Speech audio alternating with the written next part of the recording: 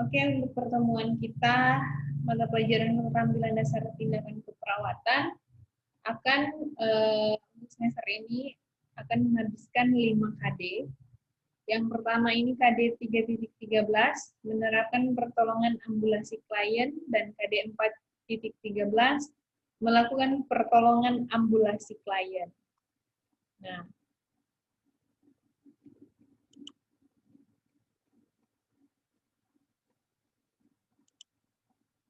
berikutnya pengertian ambulasi. Jadi apa itu ambulasi? Ambulasi adalah tahapan kegiatan yang dilakukan pada pasien pasca operasi, dimulai dari bangun dan duduk, sampai pasien turun dari tempat tidur dan mulai berjalan dengan bantuan alat sesuai dengan kondisi klien. Tujuan ambulasi yang pertama, untuk sistem integumen. Kerusakan integritas kulit seperti abrasi, jadi terkelupas. Kemudian sirkulasi yang terlambat menyebabkan perubahan turbur kulit. Jadi misalnya terlalu lama berbaring, kulitnya pasti akan seperti berkeriput. Nah, dari situ kulitnya akan meluka, itu yang harus dihindari. Kemudian untuk sistem kardiovaskular, hipotensi ortostatik, itu misalnya karena terlalu lama berbaring, pada saat berdiri pasiennya merasa pusing. Kemudian peningkatan beban kerja jantung karena tidak ada aktivitas.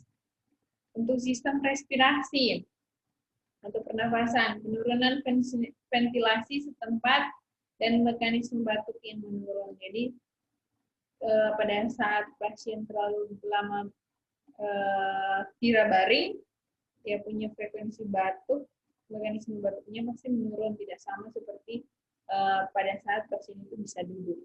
Kemudian sistem pencernaan, anoreksia, jadi pasien bisa mengalami rasa kurang nafsu makan, kemudian konstipasi, tidak bisa tidak bisa buang air besar karena sulit, kemudian penurunan metabolisme itu pasti karena tidak adanya aktivitas. Kemudian sistem perkemihan, penurunan eliminasi urin dan adanya infeksi saluran kemih. Penurunan eliminasi urin itu karena pasiennya aktivitasnya kurang. Kemudian karena aktivitasnya kurang, sehingga eliminasinya akan berkurang, dan kalau misalnya sering ditahan bisa menyebabkan infeksi saluran kemih. Kemudian yang berikutnya adalah sistem muskuloskeletal, penurunan massa otot dan osteoporosis. Ya, jadi tidak akan terbentuk otot karena tidak ada aktivitas. Kemudian osteoporosis itu adanya pengeroposan tulang. Kemudian yang berikutnya adalah neurosensori, kerusakan jaringan dan nyeri yang hebat. Jadi akan terjadi nyeri pada bagian belakang kalau misalnya terlalu lama berbaring. Kemudian memperbaiki sirkulasi dan pencegahan flebotrombosis atau mencegah terjadinya gumpalan darah atau flebotrombosis. Oke, selanjutnya alat tindakan dalam pelaksanaan ambulasi ini yang pertama kruk, seperti pada gambar kalian bisa lihat. Kemudian ada chains, kemudian ada walker. Nantinya ini kalian pernah buat pada alat-alat kesehatan kemarin. Kemudian berikutnya adalah faktor yang mempengaruhi pelaksanaan ambulasi. Yang pertama kesehatan umum ya, kalau misalnya pasiennya stroke, otomatis pergerakannya pasti berkurang. Kemudian tingkat kesadaran, kalau dia pasiennya tidak sadarkan diri, otomatis akan mempengaruhi pergerakan atau ambulasi. Kemudian nutrisi, pasti kalau nutrisinya kurang, pasien akan merasa lemah, sehingga mempengaruhi ambulasi. Kemudian emosi, kalau pasiennya lagi tidak perasaannya tidak enak, otomatis dia tidak mau diberikan ambulasi. Kemudian tingkat pendidikan, karena tingkat pendidikannya misalnya kurang atau kurangnya pengetahuan bisa mempengaruhi juga ambulasi. Pasien akan menolak misalnya. Kemudian pengetahuan yang sama. Oke,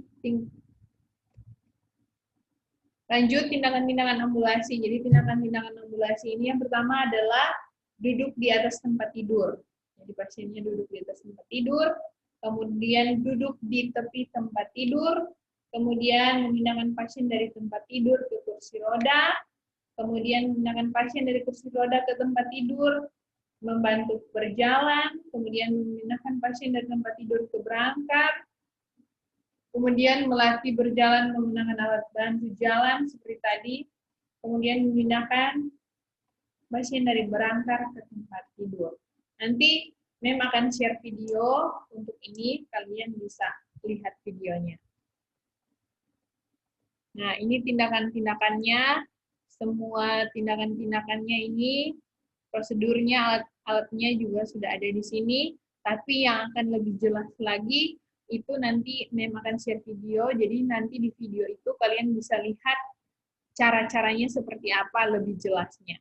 Oke, jika ada pertanyaan, kalian bisa tanyakan langsung ke grup WA. Nanti untuk video Mem share ke webnya Dika, dan ada tugas yang nantinya akan kalian buat, dan itu akan Mem share di webnya Dika. Oke, sampai jumpa.